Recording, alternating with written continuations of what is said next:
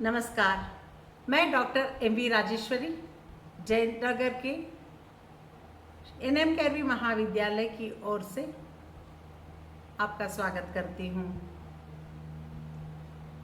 पुरूरवा काव्य भाग जो बेंगलुरु विश्वविद्यालय के हिंदी विभाग द्वारा सेकेंड सेमेस्टर बीकॉम स्नातक छात्रों के लिए जो निर्धारित है, उसके अध्ययन पूर्व आज हम देखेंगे उर्वशी की कथावस्तु तथा पुरूरवा का परिचय और पुरूरवा का विभाग में अभिव्यक्त जो कथावस्तु है उसका एक सारांश सुनेंगे।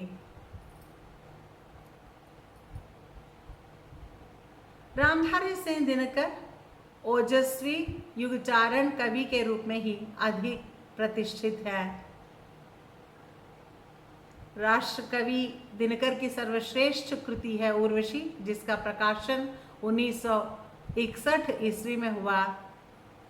इसकी रचना का आरंभ 1953 ईस्वी में ही एक रेडियो पद्य नाटक के रूप में हुआ था, किंतु उसके प्रथम अंक के प्रसारित होने के बाद ही कवि को उसमें बहुत बड़ी संभावना दिखाई पड़ी और रेडियो पद्य नाटक प्रबंधात्मकता की ओर बढ़ चला।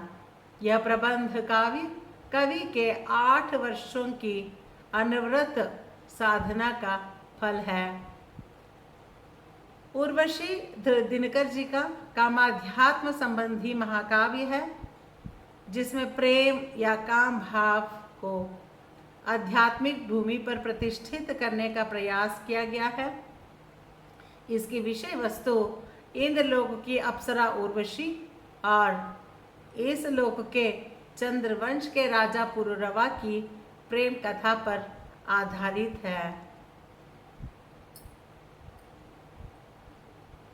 प्रिय राष्ट्र कवि दिनकर श्री रामधारी सिंह दिनकर रचित उर्वशी महाकाव्य को 1972 में ज्ञानपीठ पुरस्कार प्राप्त हुआ है।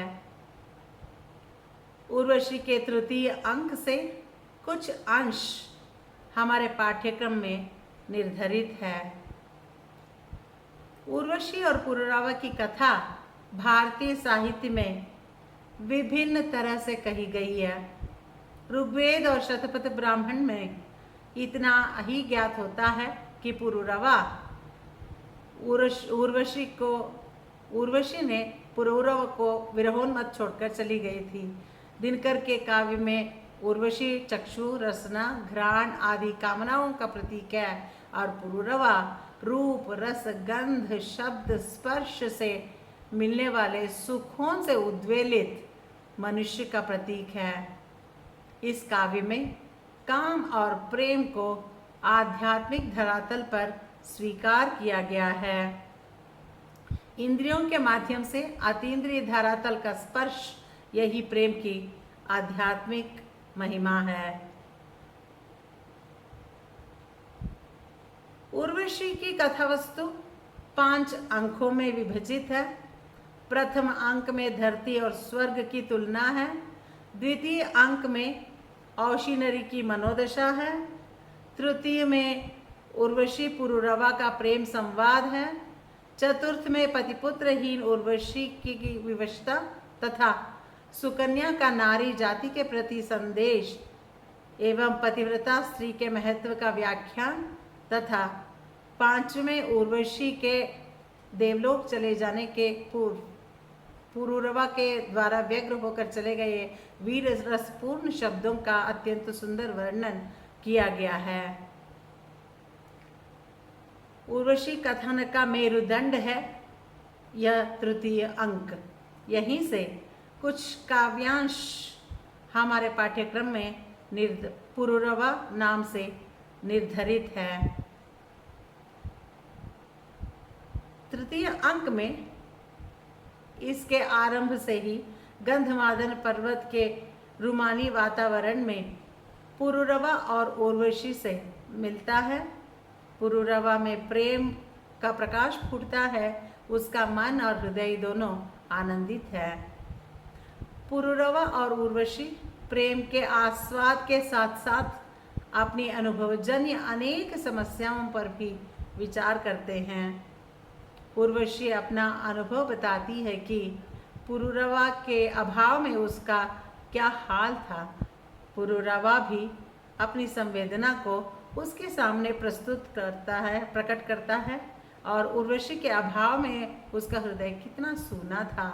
उसे विश्वास था कि उर्वशी उसके प्रेम को पाने के लिए स्वर्ग छोड़कर पृथ्वी पर अवश्य आएगी। यह विश्वास पारस्परिक स्नेह और आकर्षण से है। उर्वशी के उत्तर में एक प्रकार से पुरुष के प्रति उपालंब है। देह और मन के आलिंगन में सच्चे प्रेम की अनुभूति होती है। उर्वशी अपने संवाद में उस अतीन्द्रिय प्रेम का बखान करती है जो शारीरिक अनुभूति से परे है। पुरुरवा अपनी शारीरिक अनुभूति और मानसिक पीड़ा को अभिव्यक्त करता है। काम की अनुभूति शरीर की ऐन्द्रिकता से संतुष्ट नहीं होती है। प्रेम और वासना के बीच गहरा तनाव उभरता है। शारीरिक ताप से ऊपर उठकर जब प्रेम की अनुभूति समाधि की दशा में पहुंच जाती है तब विश्रांति का अनुभव करता है। प्रेम में इतनी अधिक सूक्ष्मता है और अनुभूति में इतनी अधिक कि उसका वर्णन नहीं हो सकता है। वह अनुभवजन्य आनंद है। नारी के स्नेह से नर अपने समस्त ताप और आग से अपने को मुक्त हो फील करता है और पुरुरवा वायवीता को प्राप्त करना चाहता है और उर्वशी उसके यौवन पर आकृष्ट है। दिनकर राष्ट्रीय सांस्कृतिक धारा के कवि हैं। उनकी कविता का स्वर ओजस्वी है, लेकिन उर्वशी में उनकी कविता का मिजाज बदला हुआ है। उर्वशी में उन्होंने श्रृंगारिक अनुभूति को प्रधानता दी है।